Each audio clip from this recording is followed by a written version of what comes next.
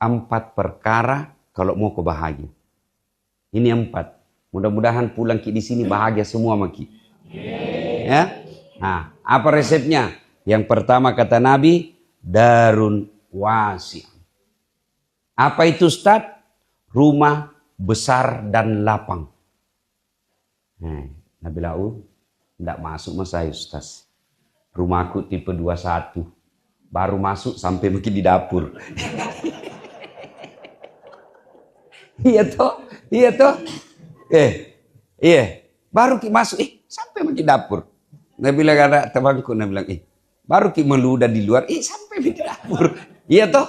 Oh ternyata lebih kecil rumahnya Rasulullah.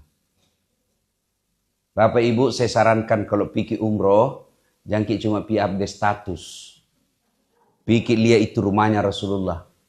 Ada namanya Museum Rasulullah di Madinah, itu masuki di situ. Divisualisasikan 3 dimensi bagaimana kita lihat rumahnya Nabi. Rumahnya Nabi itu Pak, kalau berdiri, itu kepalanya sampai di langit-langitnya. Ada di sini begitu? Ada? Bohong ki kalau ada. Nabi kalau sholat Pak, dalam kamarnya, kalau sholat, itu kakinya Rasulullah menyentuh kepalanya istrinya kalau sujud. Bisa dibayangkan bagaimana kecilnya itu rumahnya Nabi?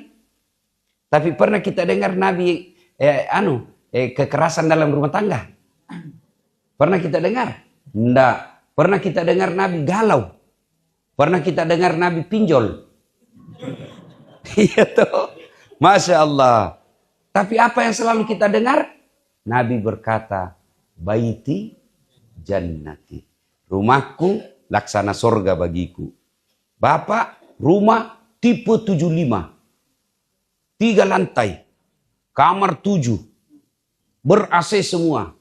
Tapi kenapa kita tidak tenang dalam rumah? Iya toh. Nabi Bu, Pak.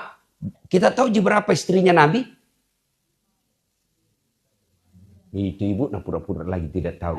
Begitu takutnya kalau poligami ki. Berapa istrinya Nabi Pak? 10 telu. 13 Pak. Tapi tidak pernah itu kita dengar istrinya bertengkar gara-gara kamar. Iya. Tidak pernah kita dengar Nabi yang kecil rumahnya itu bertengkar istrinya. Tidak pernah Pak. Nah kita rumah besar, 1 istri, la haula wala quwata illa billah. Berarti makna ini hadis, makna majasi namanya. Majas, kalimat majas, kiasan. Apa maknanya? Boleh punya rumah yang lapang. Kabagus tong itu kalau rumah yang lapang Pak. Enak tong. Kenapa? Datang sepupu tak dari Pindrang. Kok tuh. Kok tuh. Yasik kok iko. Iko anak upo. Tapi kalau rumah kecil, datang satu keluarga pusing maki di mana mesti dipinjam ini Pak. Nah kuasai rumah tak. Penting rumah, tapi makna di sini bukan sekedar rumah yang besar, tapi apa? Hati yang lapang. Biasa orang bilang, becuk-becukmu jek bolana kesih, tapi manyamang sih di bolana. Kecil rumahnya, tapi enak dirasa. Kenapa? Bagus sifatnya orang punya rumah. Daripada, sogi memang melupu bolana, tapi pada di makanan lalki nerakai. Nah bilang besar memang rumahnya, tapi kayak di dalam neraka di rumahnya. Berarti kebahagiaan bukan soal berapa kilometer, berapa meter persegi rumah, tapi seluas apa kelapangan dadanya. Ibu bapak saudara-saudara sekalian. Nih, Pak, Bu. Bagaimana cara supaya hati lapang? Kata Allah, ala bizikrillahi tatma'innul qulub. Ketahuilah dengan berzikir kepadaku, maka hatimu akan jadi tenang. Loh, kenapa ada orang ustaz, ibu-ibu berzikir, ngapegang tu tasbih, kan canggih tu tasbih sekarang Pak. Ada namanya tasbih digital. Ya toh, kenapa balik kuliah itu ustaz, ibu-ibu pegang tasbih, tapi menggosip. Subhanallah. Subhanallah. Kenapa? Berarti bukan sekedar lisan yang zikir, tapi yang jauh lebih penting hati. Orang Bugis bilang macinno ngatinna. Bersih hatinya. Kalau hatinya bersih, insya Allah lapang dadanya. Dan ini hati Pak, menentukan keluangan dan kebahagiaan. Menentukan ini. Hati ini Pak, itu sebabnya Nabi katakan, dalam dirimu terdapat segumpal daging.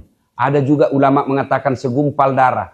Kalau daging itu sehat, darah itu sehat, gumpalan darah, sehat semuanya. Kalau sakit, sakit semuanya. Ada orang besar rumahnya, tapi mapet di hati. Sereati. Besar rumahnya tapi semua orang tidak suka di kompleks. Padahal besar itu rumahnya. Tidak ada orang suka. Kenapa? Kotor hatinya.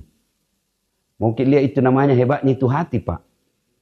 Pernah naik mobil toh, saya naik mobil pergi Pindrang.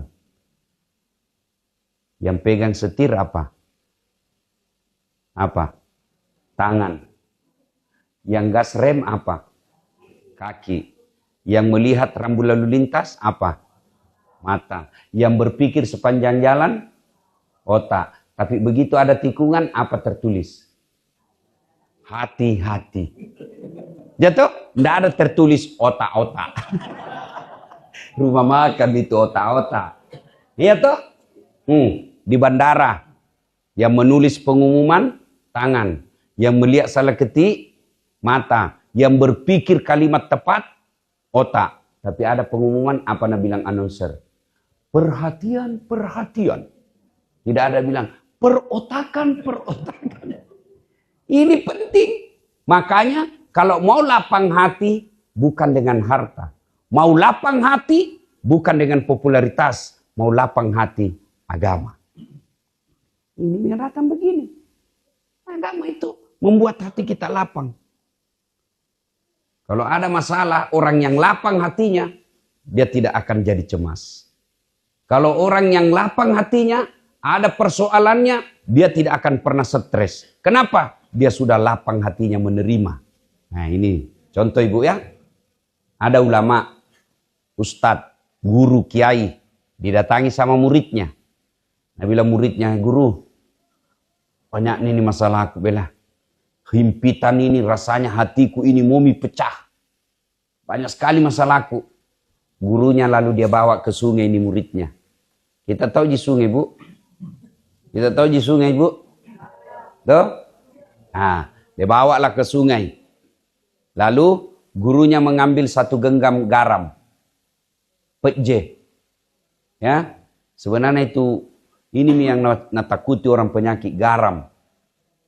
Ternyata itu garam, saya pernah sakit bu. Kalau orang kekurangan garam juga, itu sama orang bisa kena serangan jantung. Kalau orang kekurangan garam, tidak percaya kita tanya dokter Fuad. Kan dia tonsen dokter toh. Nah itu orang bu, kalau pernah saya kekurangan garam pak, orang kelebihan garam, saya kekurangan garam. Nah waktu itu saya di Singapura, lebih 24 jam hilang ingatanku. Dalam kejadian sehari itu tidak ada satupun yang tersimpan di memoriku. Apa sebabnya? Kurang garam. Bahaya tong itu kalau kelebihan garam ki. Apa? Pananakan. Jadi kalau mau ki berhenti cerita suka mengamuk, jangan banyak garam di rumah pak. Nah, bapak saudara-saudara sekalian, ini guru diambil garam satu genggam, lalu diambil botol, gelas, dia simpan itu 10%. Setengahnya dalam genggamannya, dia kasih masuk di gelas. Lalu dia bilang gurunya, minum kok beda itu? Tidak boleh. Asin sekali pasti. Tidak boleh minum kok. Diminum. Oh, langsung namuntahkan. Kenapa? Memang asin. Sudah itu, setengah genggamnya lagi, nah kasih turun di sungai. Sudah itu, ambil satu gelas. Minum ke ini air sungai. Bagaimana rasanya? Segar. Begitu itu masalahmu.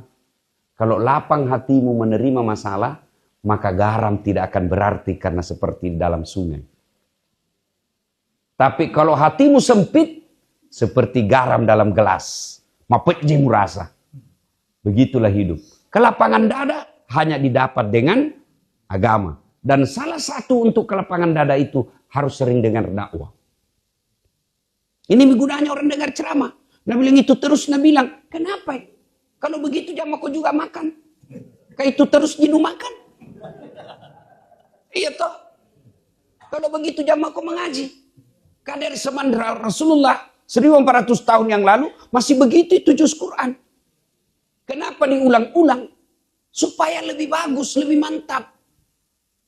Kalau begitu jangan mau kau casi HP-mu. Karena itu juga kau ulang terus. Kalau ada orang bilang itu ulang, berarti itu bisikan setan.